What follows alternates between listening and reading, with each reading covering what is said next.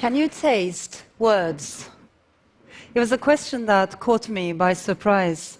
This summer, I was giving a talk at a literary festival, and afterwards, as I was signing books, a teenage girl came with her friend, and this is what she asked me. I told her that some people experience an overlap in their senses so that they could hear colors or see sounds, and many writers were fascinated by this subject, myself included. But she cut me off, and a bit impatiently, and said, "Yeah, I know all of that. It's called synesthesia. We learned it at school. But my mom is reading your book, and she says there's lots of food and ingredients, and the long dinner scene in it, she gets hungry at every page." So I was thinking, how come you don't get hungry when you write? And I thought maybe you could taste words. Does it make sense? And actually, it did make sense. Because ever since my childhood, each letter in the alphabet has a different color, and colors bring me flavors. So, for instance, the color purple is quite pungent, almost perfumed, and any words that I associate with purple taste the same way, such as sunset is a very spicy word. But I was worried that if I tell all of this to the teenager, it might sound either too abstract or perhaps too weird. And there wasn't enough time anyhow because people were waiting in the queue. So it suddenly felt like what I was trying to convey was more complicated and detailed than what the circumstances allowed me to say.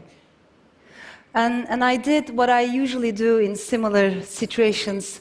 I stammered, I shut down, and I stopped talking. I stopped talking because the truth was complicated, even though I knew deep within that one should never, ever remain silent for fear of complexity.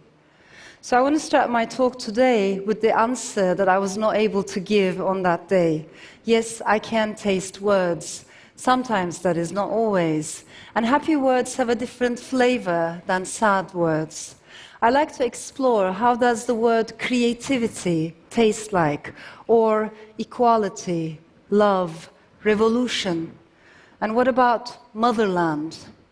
These days, it's particularly this last word that troubles me. It leaves a sweet taste on my tongue, like cinnamon, a bit of rose water, and golden apples. But underneath there's a sharp tongue, like nettles and dandelion.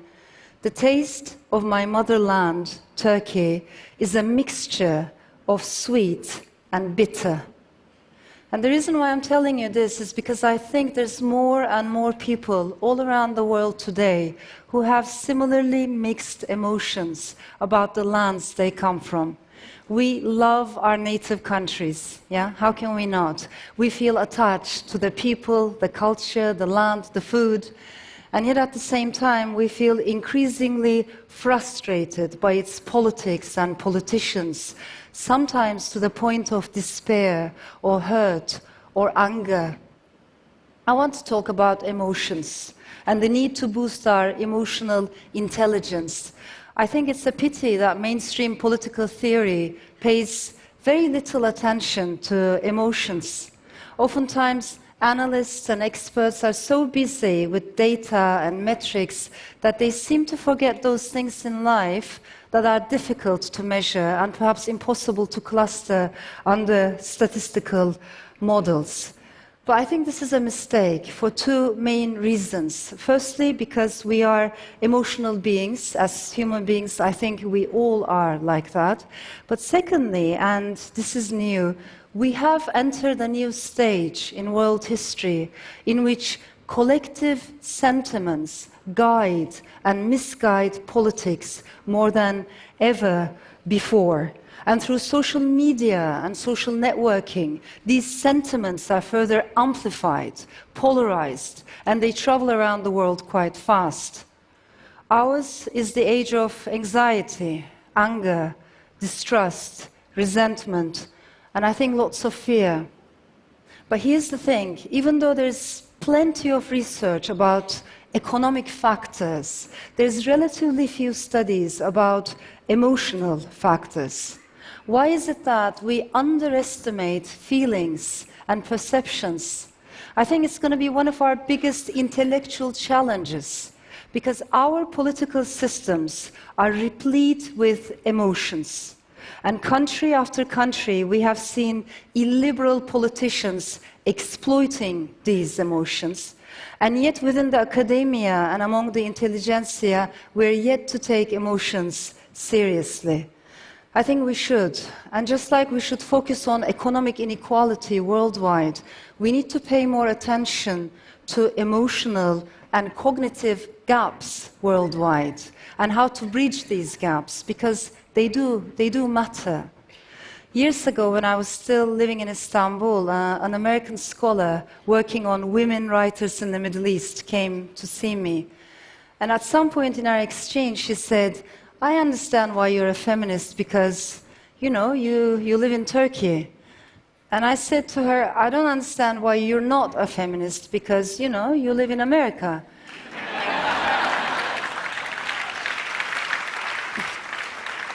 And she laughed.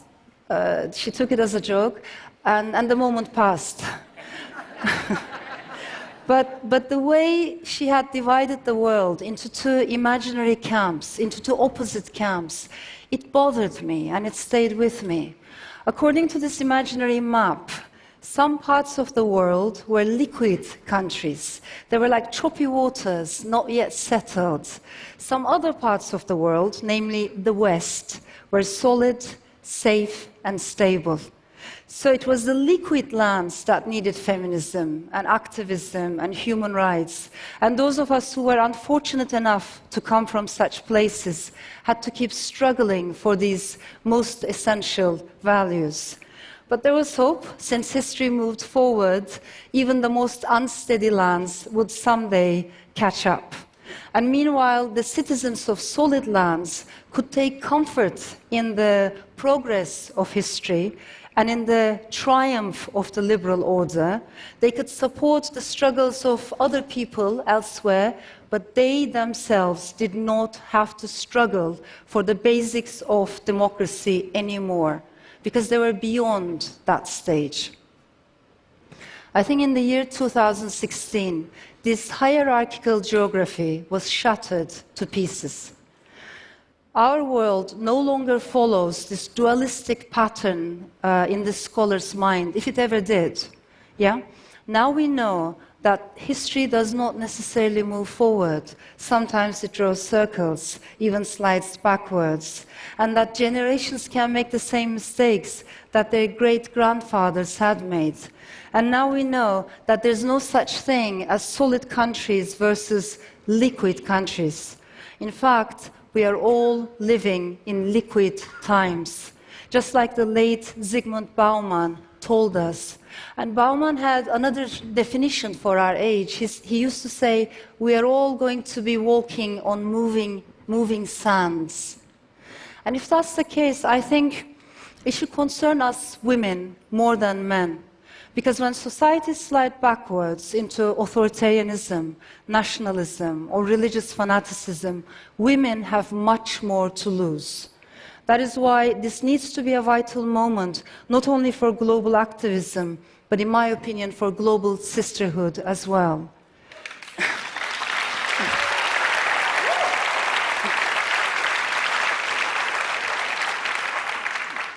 But I want to make a little confession before I go any further.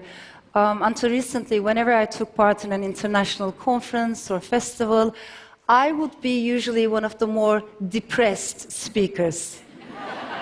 Having seen how our dreams of democracy and how our dreams of coexistence were crushed in Turkey, both gradually, but also with a bewildering speed, over the years I felt quite demoralized. And at these festivals, there would be some other gloomy writers, and they would come from places such as Egypt, Nigeria, Pakistan, Bangladesh, Philippines, China, Venezuela, Russia. And we would smile at each other in sympathy, this camaraderie of the doomed. And you could call us WODWIC, Worried and Depressed Writers International Club. But then things began to change, and suddenly our clubs became more popular, and we started to have new members. I remember Greek writers and poets joined first, came on board. And then writers from Hungary and Poland, and then interestingly writers from Austria, the Netherlands, France, and then writers from the UK, where I live and where I call my home, and then writers from the USA. Suddenly there were more of us feeling worried about the fate of our nations and the future of the world, and maybe there were more of us now feeling like strangers in our own motherlands. And then this bizarre thing happened. Those of us who used to be very depressed for a long time, we started to feel less depressed, whereas the newcomers, they were so not used to feeling this way that they were now even more depressed. So you could see writers from Bangladesh or Turkey or Egypt trying to console their colleagues from Brexit Britain or from post-election USA.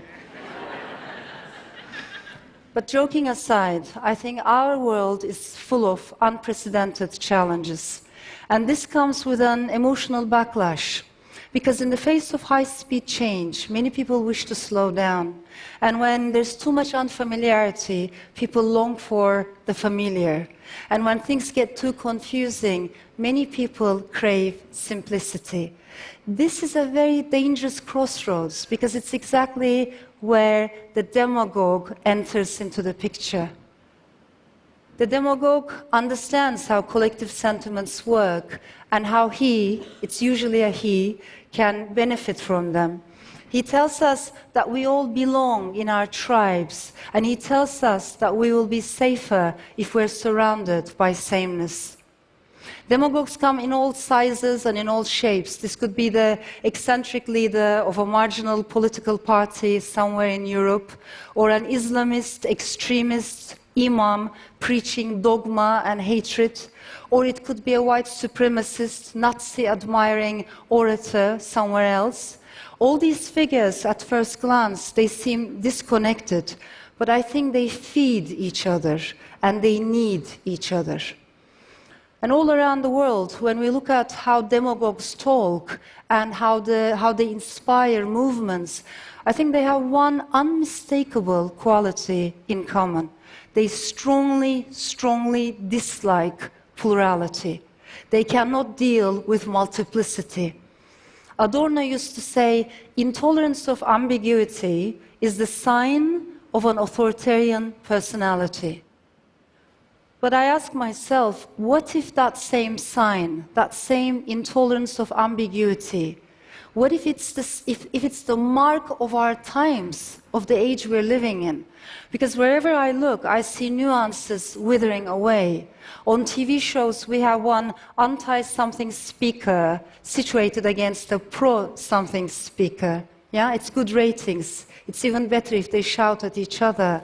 Even in academia, where our intellect is supposed to be nourished, you see one atheist scholar competing with a firmly theist scholar, but it's not a real intellectual exchange because it's a clash between two certainties. I think binary oppositions are everywhere. So slowly and systematically, we are being denied the right to be complex. Istanbul, Berlin, Nice, Paris, Brussels, Dhaka, Baghdad, Barcelona. We have seen one horrible terror attack after another. And when you express your sorrow and when you react against the cruelty, you get all kinds of reactions, messages on social media. But one of them is quite disturbing, only because it's so widespread.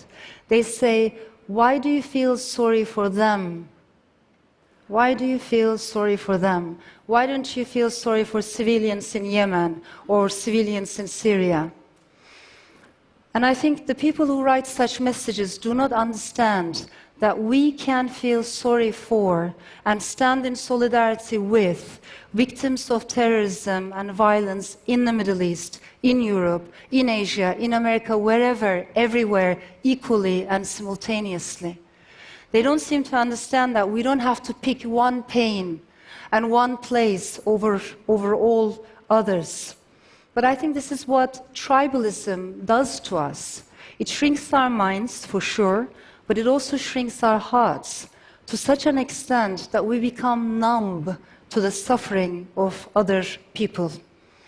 And the sad truth is we weren't always like this. I had a children's book out in Turkey, and when the book was published, I did lots of events. I went to many primary schools, which gave me a chance to observe younger kids in Turkey. And it was always amazing to see how much empathy, imagination, and chutzpah they have. These children are much more inclined to become global citizens than nationalists at that age. And it's wonderful to see when you ask them, so many of them want to be poets and writers, and girls are just as confident as boys, if not even more. But then I would go to high schools, and everything has changed. Now nobody wants to be a writer anymore. Now nobody wants to be a novelist anymore.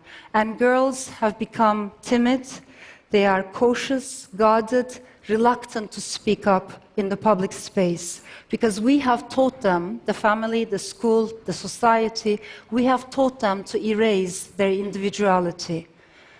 I think East and West, we are losing multiplicity, both within our societies and within ourselves. And coming from Turkey, I do know that the loss of diversity is a major, major loss.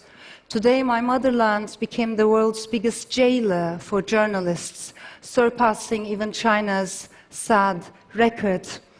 And I also believe that what happened over there in Turkey can happen anywhere. It can even happen here. So just like solid countries was an illusion, singular identities is also an illusion, because we all have a multiplicity of voices inside. The Iranian, the Persian poet Hafiz, he used to say, you carry in your soul every ingredient necessary to turn your existence into joy. All you have to do is to mix those ingredients. And I think mix we can. I am an Istanbulite, yeah, but I'm also attached to the Balkans, the Aegean, the Mediterranean, the Middle East, the Levant. I'm a European by birth, by choice, the values that I uphold. I have become a Londoner over the years. I would like to think of myself as a global soul, as a world citizen, a nomad, and an itinerant storyteller. I have multiple attachments, just like all of us do. And multiple attachments means multiple stories. As writers, we always chase stories, of course, but I think we're also interested in silences, the things we cannot talk about, political taboos, cultural taboos. We're also interested in our own silences. I have always been very vocal about and written extensively about minority rights, women's rights, LGBT rights. But as I was thinking about this TED Talk, I realized one thing. I have never had the courage to say in a public space that I was bisexual myself, because I so feared the slander and the stigma and the ridicule and the hatred that was sure to follow. But of course, one should never, ever remain silent for fear of complexity.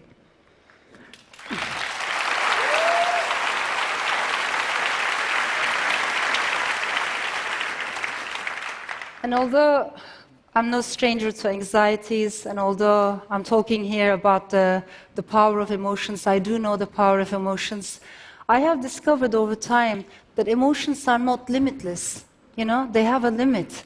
There comes a moment, it's like a tipping point or a threshold, when you get tired of feeling afraid, when you get tired of feeling anxious. And I think not only individuals, but perhaps nations too have their own tipping points. So even stronger than my emotions is my awareness that not only gender, not only identity, but life itself is fluid. They want to divide us into tribes, but we are connected across borders.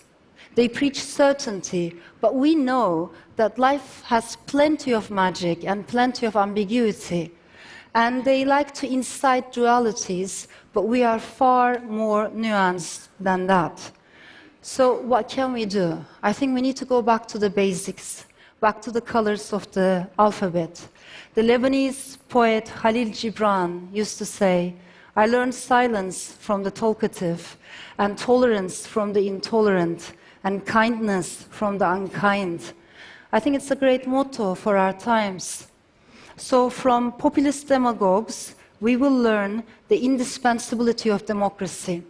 And from isolationists, we will learn the need for global solidarity. And from tribalists, we will learn the beauty of cosmopolitanism and the beauty of diversity. As I finish, I want to leave you with one word or one taste. The word yurt in Turkish means motherland, it means homeland. But interestingly, the word also means a tent used by nomadic tribes. And I like that combination because it makes me think homelands do not need to be rooted in one place. Yeah? They can be portable. We can take them with us everywhere. And I think for writers, for storytellers, at the end of the day, there is one main homeland, and it's called Storyland. And the taste of that word is the taste of freedom. Thank you.